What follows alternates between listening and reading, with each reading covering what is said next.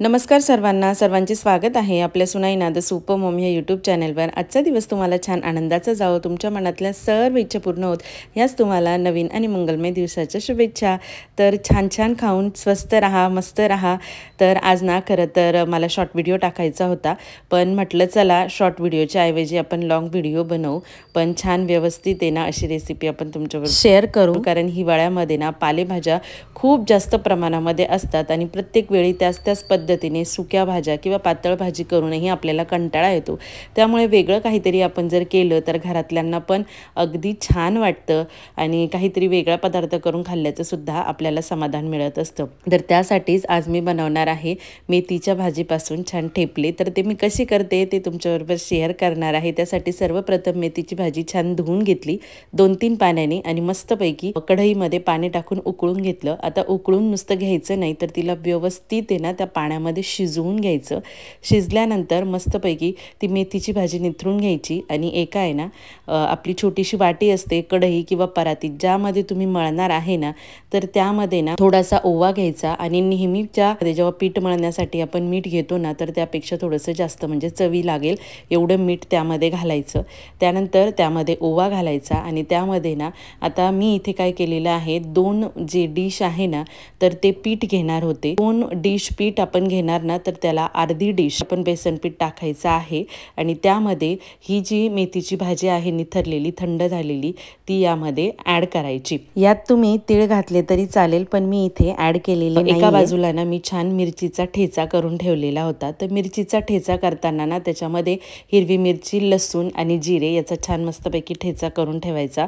पहिल्यांदा ही मेथीची भाजी ना ती व्यवस्थित सगळी अशी म्हणजे आपल्या हाताला सहन होईल एवढं थंड झालं किंवा नॉर्मल झालं ना कोमट की मग छान मस्तपैकी ते जे पीठ असतं आणि मेथीची भाजी जी असते ना ती व्यवस्थित मिक्स करायची आणि त्यामध्ये 2 चमचा तेल टाकायचं। मेथीची भाजी ना तुम्हाला जर आवडत असेल तर तुम्ही मिक्सरमधून पण काढू शकता, पण मला नाही आवडत तसं।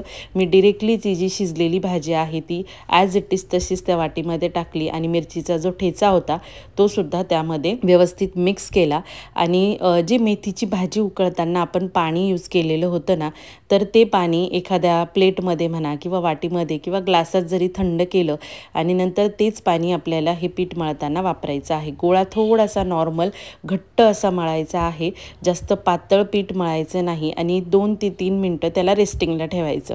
त्यानंतर छोटे छोटे गोळे करायचे आणि चपातीसारखं छान लाटून घ्यायचं। जास्त मोठा गोळा करायचा नाही, कारण काय होतं मेथीची भाजी असल्यामुळे आपण त्याला पीठ लावलं तरी पण ते पीठ लवकर सक होतं आणि मग पोळी पाटाला पोळी चिकटते। ते न होण्यासाठी छोटा गोळा घ्यायचा आणि छान मस्तपैकी चपातीसारखी पोळी लाटायची। तवा गरम झाला की त्यामध्ये ना मस्तपैकी तेल टाकायचं आणि त्यानंतर आपण तयार केलेली ही जी पोळी आहे ती त्या तव्यावर छान मस्तपैकी खमंग भाजून घ्यायची। तर हे जे मेथीचे ठेपले आहे ना हे चवीला अत्यंत छान लागतात मेथीच्या भाजीला, म्हणून खूप बेस्ट असा पर्याय आहे।